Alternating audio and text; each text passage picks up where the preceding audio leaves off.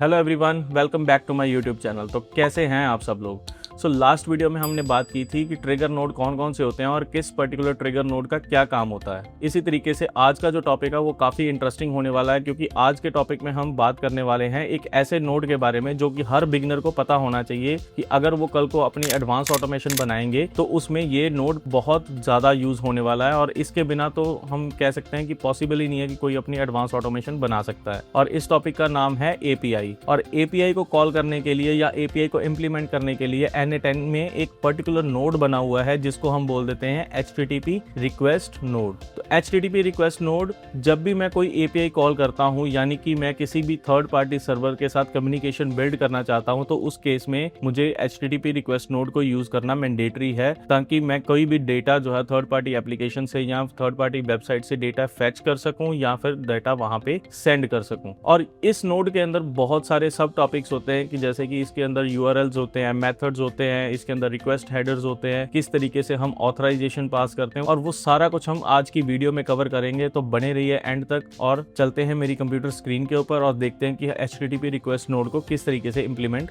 किया जाता है। तो चलिए शुरू से शुरू करते हैं। तो सबसे पहले मैं करूंगा प्लस के ऊपर क्लिक और लूंगा यहाँ से HTTP रिक्वेस्ट नोड। अब जैसे ही मैंने HTTP रिक्वेस्ट नोड सिलेक्ट किया तो मुझे सबसे पहले यहाँ से पूछा जाएगा कि मेथड कौन सा यूज करना है। तो मेथड्स क्या है, मेरे पास कुछ सेवरल मेथड्स होते हैं, जैसे कि delete, get, head, options, patch, post and put. अब हर मेथड का अपना अपना एक काम होता है कि जिसको हम अपने टास्क के अकॉर्डिंग सेलेक्ट करते हैं। तो सबसे पहले मैं अगर बात करूं डिलीट मेथड की, तो डिलीट मेथड क्या होता है कि अगर मुझे कोई API कॉल करनी है जिसमें मुझे डेटा डिलीट करवाना है, सर्वर से डेटा रिमूव करना है, तो मैं डिलीट मेथड का यूज करूंगा। और सिमिलरली गेट मेथड किसके लिए यूज होता है, अगर मुझे कोई डेटा गेट करना है, कोई इन्फॉर्मेशन सर्वर से लेके आनी है, तो उस केस के लिए मैं यहाँ पे गेट मेथड का यूज करता हूँ। अगर मैं हेड मेथड का यूज करता हूँ तो हेड मेथड क्या होता है, मेटा इन्फॉर्मेशन रिसीव करने के लिए होता है। ये यूजुअली यूज नहीं होता। अगर मैं कॉमन मेथड्स की बात करूं तो कॉमन मेथड्स में delete, get, patch, post and put, ये 5 मेथड ही यूज होते हैं। इसके अलावा हेड और ऑप्शंस जो है वो बहुत कम यूज होते हैं किसी स्पेसिफिक क्राइटेरिया के लिए। जैसे कि मैंने हेड में आपको बताया कि मुझे मेटा इन्फॉर्मेशन लेके आनी, तो मैं हेड का यूज करूंगा, अदरवाइज नहीं करूंगा। सिमिलरली ऑप्शन क्या होता है कि ये सर्वर को कॉल करके पूछता है भाई कौन सा पैरामीटर या कौन सा मेथड इस पर्टिकुलर API के लिए अनेबल है, तो मैं उस मेथड को कॉल करके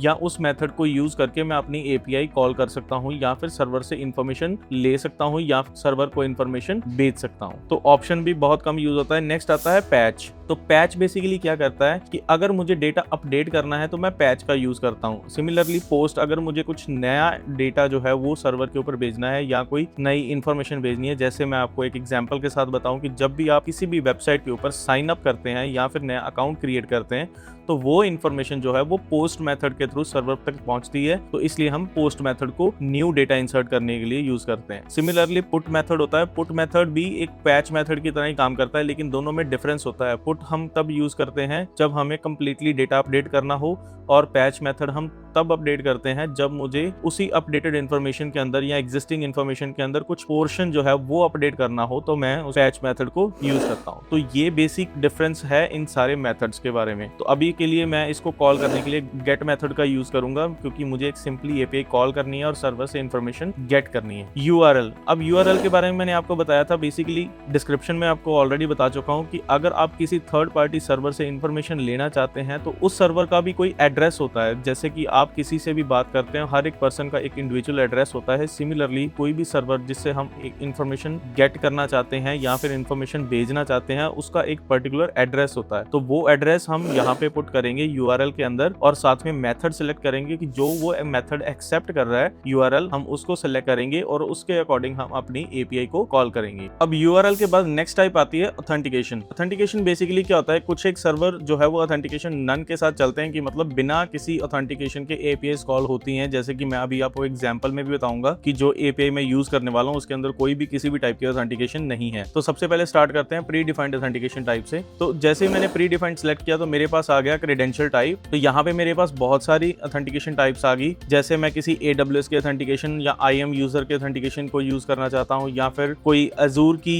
API, ओपन API की है उसको यूज करना चाहता हूँ, बेयरर ऑथ जो है वो आती जेनरिक के अंदर है, मतलब कि बहुत कॉमनली यूज होती है, लेकिन यहाँ पे भी एडेड है, तो हम यहाँ पे भी प्री डिफाइंड के अंदर भी बेयरर ऑथ को यूज कर सकते हैं। इसी तरीके से कैलेंडरली की एपीआई की है, या फिर जितनी भी authentications I think N8N provide करता है, उस सब की जो एपीआई ऑथेंटिकेशन है वो सारी यहाँ पे प्री डिफाइन की हुई है यहाँ से पहले ही। अब जेनरिक क्रेडेंशियल टाइप के अंदर क्या होता है कि जो 7-8 तरह के बेसिक ऑथेंटिकेशन जो होती हैं वो यूज होती हैं। जैसे कि बेसिक ऑथ में सिलेक्ट करूंगा तो यहाँ से मुझे पहले क्रेडेंशियल सेटअप करने पड़ेंगे कि यूजर नेम एंड पासवर्ड मेरे पास होना चाहिए। बेसिकली यहाँ पे मेरे पास एक होती है बेयरर ऑथ। अब बेयरर ऑथ क्या होती है कि जब मेरे पास एक बेसिकली एक टाइप का एक्सेस टोकन है, जब मेरे पास कोई एक्सेस टोकन की क्रेडेंशियल होते हैं तो उसके साथ मुझे बेयरर लगा के भेजना होता है, तो इस टाइप के क्रेडेंशियल्स को हम बेयरर ऑथ क्रेडेंशियल्स जो है वो बोल देते हैं। अब नेक्स्ट टाइप आती है मेरे पास बेयरर ऑथ की जगह अगर मैं कोई कस्टम ऑथेंटिकेशन प्रोवाइड करना चाहता हूं तो वो भी मैं यहाँ से क्रेडेंशियल सेटअप कर सकता हूं। लेकिन अगर मैं यहाँ से कोई भी प्री डिफाइंड या जेनरिक क्रेडेंशियल टाइप नहीं यूज करना चाहता तो मैं सिंपली यहाँ पे करूंगा नन, कि मुझे कोई भी जेनरिक या pre defined authentication system use नहीं करना, लेकिन मैं यहाँ पे कस्टम हेडर्स भेज सकता हूँ। और एक चीज और आपको बता दूं कि जो ये ऑथेंटिकेशंस होती हैं वो सारी हेडर के थ्रू ही पास ऑन होती हैं, कि मतलब जब भी मैं कोई एपीआई कॉल करता हूँ तो मोस्टली 99.9% चांसेस यही होते हैं कि जितनी भी क्रेडेंशियल्स या ऑथेंटिकेशंस होते हैं वो सारे के सारे हेडर्स के अंदर पास किए जाते हैं। और अगर मैं इसको यहाँ पे नन करके कस्टम हेडर भेजना चाहूँ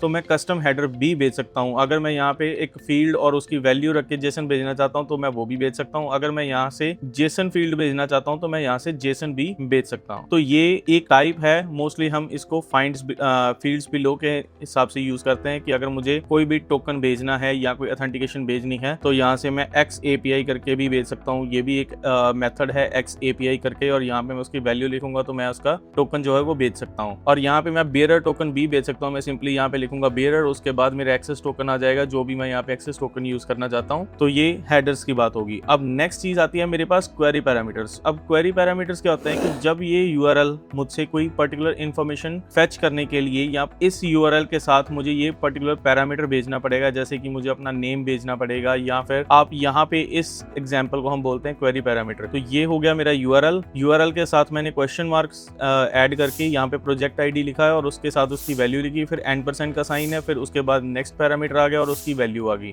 तो इस चीज को हम बोलते हैं क्वेरी पैरामीटर। सिमिलरली अगर मैं इसी क्वेरी पैरामीटर को कॉपी करता हूं तो मैं यहाँ पे क्वेरी पैरामीटर के अंदर लिखूंगा प्रोजेक्ट आईडी और साथ में इसी को वैल्यू को कॉपी करके यहाँ पे वैल्यू डाल दूंगा। ये मेरा एक पेयर बन गया क्वेरी पैरामीटर्स का। और ऐसे ही अगर मुझे मल्टीपल पैरामीटर्स भेजने तो मैं ऐड क्वेरी पैरामीटर्स करके यहाँ पे मल्टीपल क्वेरी पैरामीटर्स जो है वो भेज सकता हूँ। तो अगर मुझे यहाँ पे कोई नहीं भेजना तो मैं इसको सिंपली डिलीट भी कर देता हूँ, और डिलीट करने के बाद मैं यहाँ से इसको हटा भी सकता हूँ। नेक्स्ट चीज आती है मेरे पास बॉडी सेंड करना। बॉडी के अंदर क्या होता है, मेरे पास 5 टाइप की इन्फॉर्मेशन मैं सेंड कर सकता हूँ। एक तो होती है यूआरएल एनकोडेड इन्फॉर्मेशन, मतलब कि कोई भी इन्फॉर्मेशन है जिसके अंदर एक्स्ट्रा स्पेसेस वगैरह या कोई स्पेशल कैरेक्टर्स वगैरह नहीं होते, तो उस केस में मैं फॉर्म यूआरएल एनकोडेड डाटा भेजूंगा या फिर फॉर्म डेटा भेज सकता हूँ। तो फॉर्म डेटा जो है वो की पैरामीटर्स की वैल्यू पेयर के ऊपर काम करता है। जैसे कि मुझे कोई फाइल भेजनी है तो मैं यहाँ पे की पैरामीटर जो है सिलेक्ट करूंगा इमेज, और उसके अंदर उसकी बाइनरी फाइल सिलेक्ट कर लूंगा। तो ये एक वे हो गया। और नेक्स्ट आता है मेरे पास जेसन। अगर मैं कोई जेसन इन्फॉर्मेशन भेजना चाहता हूँ तो जेसन के अंदर मैं रॉ जेसन भी भेज सकता हूँ। जैसे कि यहाँ पे मेरे पास रॉ जेसन की फील्ड है तो मैं सिंपली यहाँ पे कर्ली ब्रेसेस के अंदर मैं इसका जेसन जो है वो यहाँ पे सेट कर सकता हूँ।